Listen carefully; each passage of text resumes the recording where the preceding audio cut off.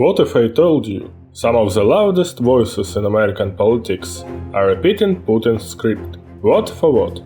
As Ukrainian fights for survival, some of America's rising political stars are calling for peace, but their version of peace is straight out of the Kremlin.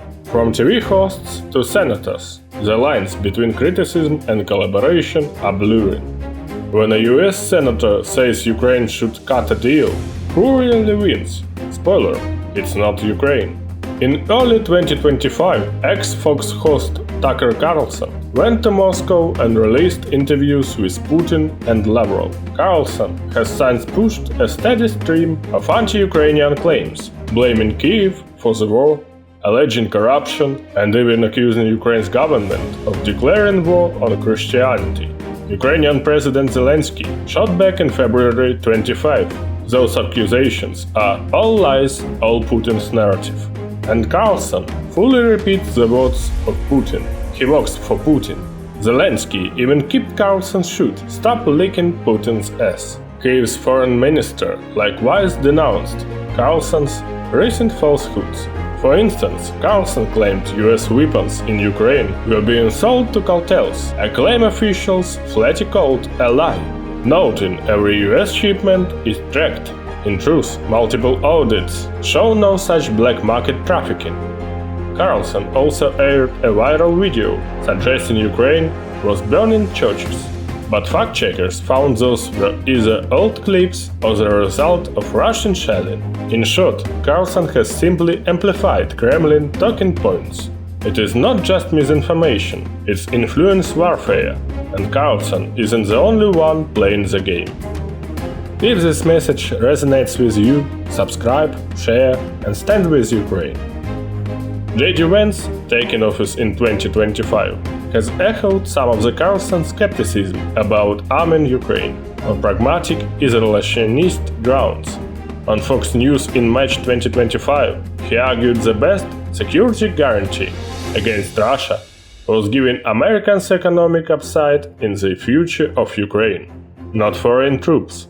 That is a way better security guarantee than 20,000 troops from some random country that hasn't fought a war in 30 or 40 years, he scoffed. In another interview, he urged Ukraine and Russia to come to an agreement to end this brutal conflict, warning it's not going anywhere otherwise.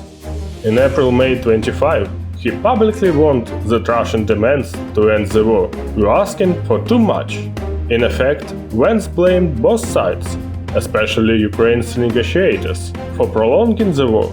He repeatedly said Trump would only meet peace if Zelensky is willing to seriously talk peace, criticizing Ukraine for refusing to discuss Russian proposals. Imagine telling Poland to negotiate with Hitler in 1938. That's the logic here. Venture capitalist Vivek Ramaswamy, Republican presidential hopeful, has been even more incendiary. At a GOP debate in November 2023, he launched into a rapid-fire tirade about Ukraine's democracy. Level with the American people, he declared. Ukraine is not a paragon of democracy. This is a country that has banned 11 opposition parties. It has consolidated all media into one state TV arm. It has threatened not to hold elections unless the US forks over more money. That is not democratic. He even insisted Ukraine celebrated a Nazi in its ranks, the comedian in cargo pants, a man called Zelensky, doing it in their own ranks. Though he later claimed he misspoke. Critics were stunned. National security experts immediately noted these are classic Kremlin talking points.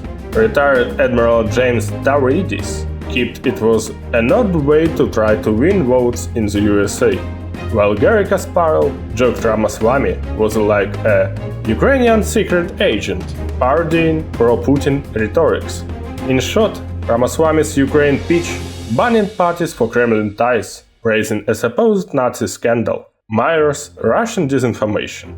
These lies don't just mislead, they undermine the West's resolve and Ukraine's survival.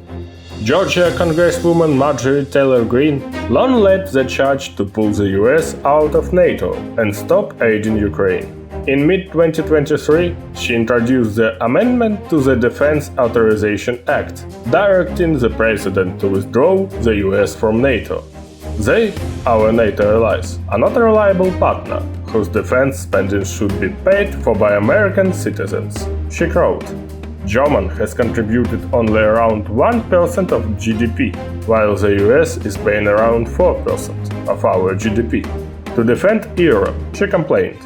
In her view, Western European countries are entirely beholden to Russia, and US taxpayers are expecting to foot the bill, putting American lives and money at risk. Greene has said equally outrageous things about Ukraine itself on X, formerly Twitter. In May 2025, she railed, "So why on earth would we go over and occupy Ukraine and spend an untold amount of future American taxpayers' dollars defending and mining their minerals, as well as potentially putting American lives at risk?" She also accused Zelensky, without evidence, of using hundreds of billions of dollars in the US funds for money laundering and selling the weapons we sent to our enemies, and cast him as a dictator who cancelled elections, who secretly supported Biden.